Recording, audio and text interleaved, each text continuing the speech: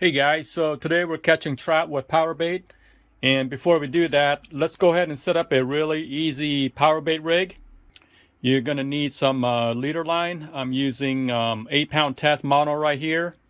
You'll need some lead weights. These are egg sinkers and they're a 1/4 ounce. A bead and some fishing hooks. And if you're using Powerbait dough, you want to use the fishing hook right here, the one on the left. That's a treble hook. And the size is 14, and they got the spring coil on the hook, so that way it helps keep the power bait on the hook better. If you're fishing like a power bait eggs or like a mice tail, I just go with a regular fishing hook. These are number 10 egg hooks, the salmon egg hooks. They're really small, and it's okay if the trout swallows the whole bait. It goes really deep. It doesn't matter because I'm keeping these trout. For the smaller hooks, what I do is I let the trout eat it and I let them swallow it really deep because I'm not really worried about injuring them because I'm not releasing them. So these smaller hooks allows them to do that. And when it goes deep in their mouth, when you set the hook, it's pretty much guaranteed that they're going to catch trout. Okay, so I got my leader line here, and I'm using 8-pound test mono line. Sorry, my camera has trouble focusing. There we go. So the first thing you want to do is, so this is, let's say this is your main line. You want to put the sinker onto your line. Okay, so there's your lead weight right there, and you want to insert that line right through that center hole of the weight. Okay, it's like that. And the next thing you want to do is you want to put that bead on your line as well. Okay, so there you have it. You have your weight, and then you have your bead. The next thing you want to do is you want to tie on your swivel. Now thread your line through the eye of the swivel. Okay, so now you have your line through your swivel, and then you bring it back. So it's double loop like that. And then all you have to do is twist the swivel. Twist it about maybe 5-6 times. So once you have it twisted, you want to take this tag end right here. You're going to loop it right through this bottom hole right here. Okay, so there it is, the line's twisted, and I got the tag end looped through the bottom hole. Now, again, the next step is to bring that tag end right through this loop right here that you just made. But before you do that, you want to tighten up that loop a little bit, tighten up that knot. So just kind of cinch it up. And don't cinch it up all the way. You have that little tiny loop right there. And you want to bring that tag end back through. Now, you don't have to. You can cinch this up and tighten it. But I just prefer to loop that back through just to have extra security so the knot doesn't come loose. All right, there we go. So just kind of cinch that up. Okay, then just tighten it. Okay, so now you have a knot right there. All right, so that's what we got so far. We got our weight, our bead, and our swivel. So now we're going to tie on the leader line, and I'm going to get the about 18 inches of leader line, and I'm going to tie the same knot to the other end of the swivel. All right, so far, there it is. So the next thing we're going to do is we're going to tie on the hook, and I'm going to use these tiny salmon egg hooks. Okay, so to tie the leader onto the hook, it's the same knot. Okay, so I got my line through the hook right there, and I'm going to twist the hook about 5 or 6 times. Okay, so I have twisted there, and I'm going to bring that tag end right through that small loop just above the hook. Okay, and there you have it, and I'm going to cinch it up a little bit. Then I'll bring this tag end right through this loop at the top. Okay, so now I got it through, and I'm just going to tighten that up. You also want to make sure you wet it with saliva a little bit, so that way it doesn't cause any friction and warp your line. All right, there's our hook. So we're going to cut off the tag end. Okay, so there it is right there. We have about a short leader here, about 6 inches, and then I have my weight, bead, and hook. Now for the leader size, for the leader length, guys, if you're fishing like weedy area, you want to make sure you have a longer leader, so that way the power bait can rise above the ground or rise above like the weed line, because these power bait, they work best when they're floating above the ground. And to put on the power bait, I'm using power bait mice tail right here. Really easy. The hook, you want to just embed it into the top part of the mice tail. and make sure you have the hook barb, make sure that's exposed, just like that. So that's all there is to it. It's not really difficult to set up this power bait rig. So how this works is really simple. The weight stays on the ground, and the power bait, because it floats, is off the ground and it's in a strike zone. So this setup is really effective for catching trout. My next tip for using power bait is to use a scent. I have Procure, and they have all kinds of scent. There's this one's nightcrawler, there's garlic, and shrimp, and so on and so on. There's a lot. From my experience, it does not really matter which one you use. They all work really well. Make sure you get the gel kind, because these are really thick like toothpaste. It stays on your power bait a lot longer. And also what I do is I get a knife and I kind of make tiny slits on the head of that mice tail, like this right here. You see that little crack? And when I put the Procure on, I just kind of like mush that into those little tiny pockets. And what that does is when it's in the water, that scent is being released. So you're going to catch a lot more trout that way. I guarantee it. Okay. Hey, welcome back everyone. So today we're going to try to catch some stock trout at a local lake here. And it's pretty early. The sun is coming up pretty soon. I just got my rod out. And I think here you can only fish, I think it's like 30 minutes before sunrise, something like that, here in Oregon.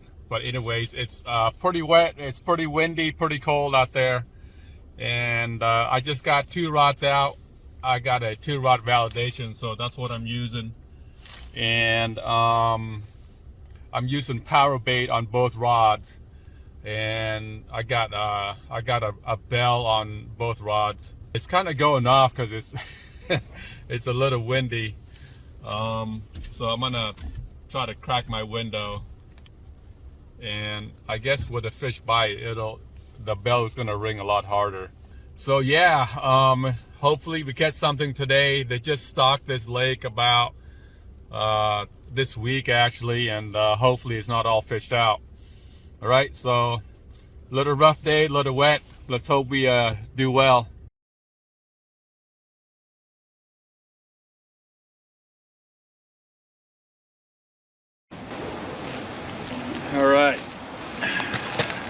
All right guys, no taker so far.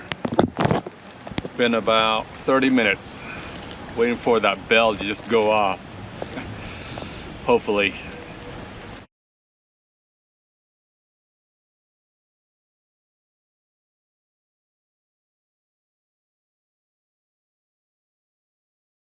I think you might be on. That pull at the end is going crazy. What's that? That pull at the end is going crazy.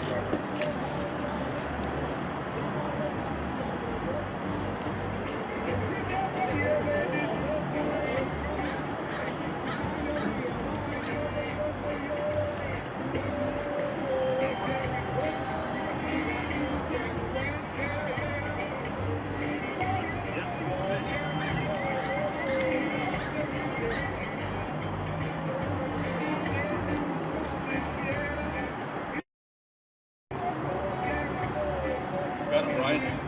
Thank you. Pretty good size.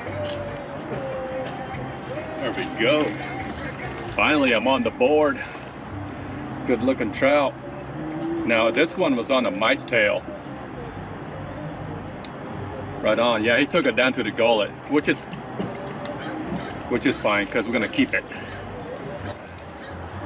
Right, guys. Hook is out. So that's what I got it on. Orange mice tail. Now I did put scent on here. I put a shrimp, Procure shrimp scent on here. So let's put it back out there. That's a scent right there. Put a little dab on there. Just like that. Maybe a little more. Okay, there we go. All right, folks. Looks like he cleaned me up. And I always wonder, how did he escape like three hooks on there? They're really good at that. put more bait on there. Gonna wad that on there, just like that, kind of football shape.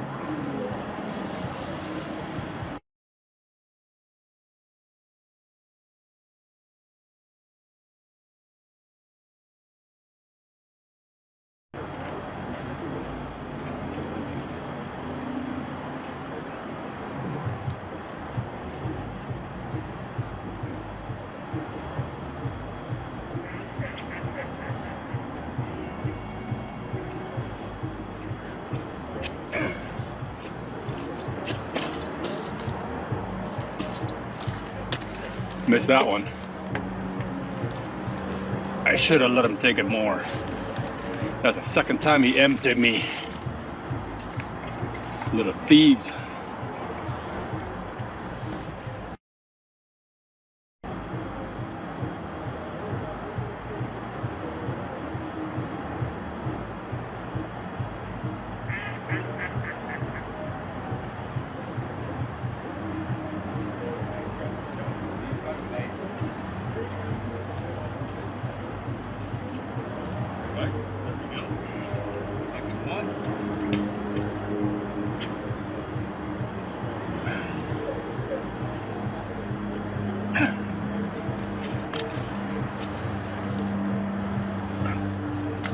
Alright guys, there's my second fish. I didn't realize he was on. Something nibbled at his tail. That's just how stock trout is though. They're kind of deformed sometimes. Sometimes they're missing fins or their tail's kind of short, but it is what it is. So number 2. Right, once again, that last one was on that mice tail once more. I don't think it matters which power bait you use, because stock trout, they will hit anything. Okay, so let's put some more scent on that.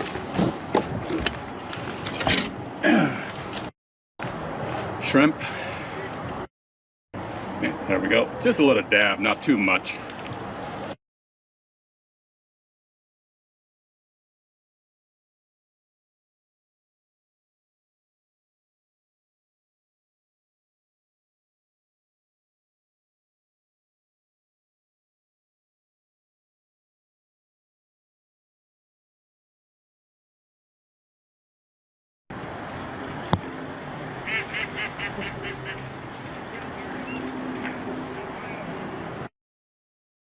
I think I set the hook too soon. No dice. This is the third time he cleaned me out. And that is the power bait I'm using. It's the rainbow color. I don't know if I was too late or I set the hook too early or what. But didn't get him that time. Okay, let's try that again. There we go.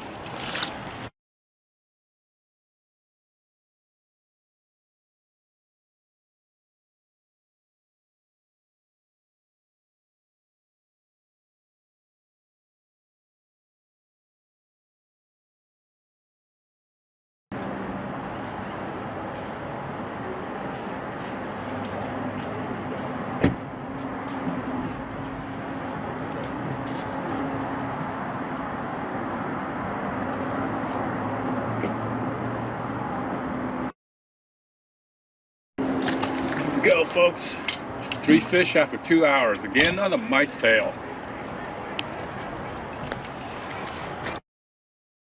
Look how far he took that, really deep, which is good because that's what we want. We don't want that hook to come out.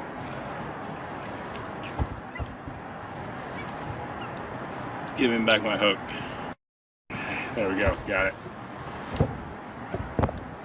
This one's a little better looking.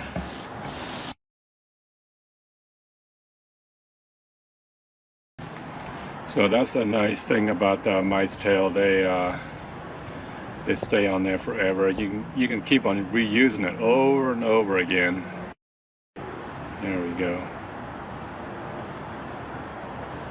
They're pretty rubbery, they're pretty tough.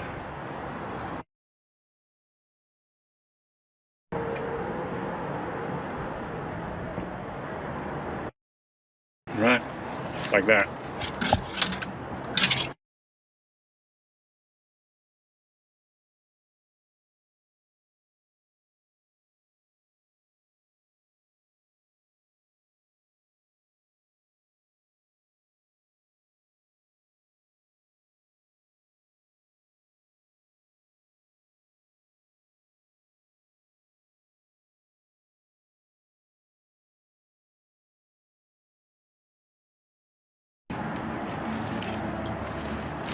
Okay guys, so apparently technically this is not my fish because I actually caught somebody's line.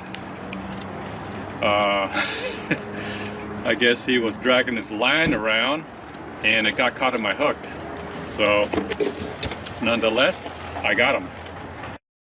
Let's see what they were using. It's like a swivel, it's like a Carolina rig. And they had on orange Powerbait, just like the one I was using.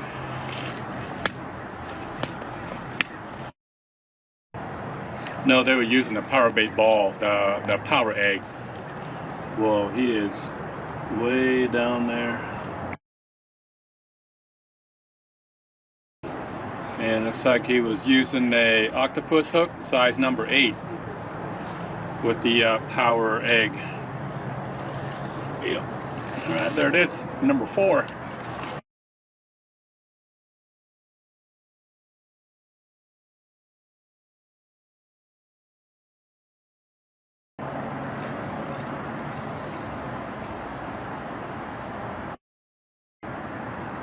was quick. I don't think it was down there for about over a minute. There we go, folks. That's my last fish, and he took it right away when I cast. Like I said, probably no more than 1 minute. That's on the mice tail, the green mice tail. Cool. So we'll end it here.